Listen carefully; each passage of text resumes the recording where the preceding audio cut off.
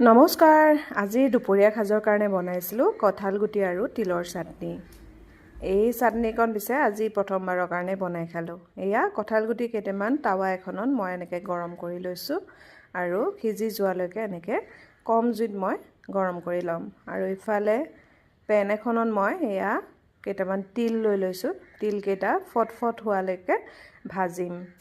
এয়া এনেই গৰম কৰি লৈছোঁ। ফট চাউণ্ড এটা আহিছে দেখিছেনে? তো তেতিয়ালৈকে ভাজিম। তাৰপাছত তিলকেইটা আঁতৰাই তাতে নহৰু, আদা আৰু জলকীয়া, পকা কেঁচা জলকীয়া মিক্স কৰি পেলাই গৰম কৰি ল'লোঁ।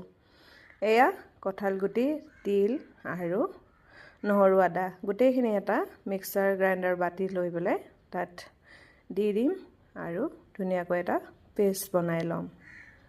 এয়া এতিয়া তাতে অকণমান মই মিঠাতেল দিম।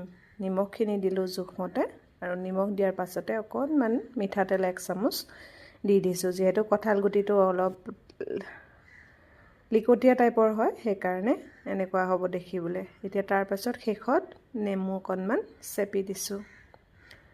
এয়া হৈ গ'ল, ধুনীয়া ৰেডি হ'ল। অকণমান জ্বলাটো বেছিকৈ দিব। মোৰ জ্বলাটো অকণমান কম হৈছে। জ্বলা যিমানে বেছি হ'ব সিমানে খাবলৈ ভাল হ'ব। বাৰু আজিলৈ আহোঁ।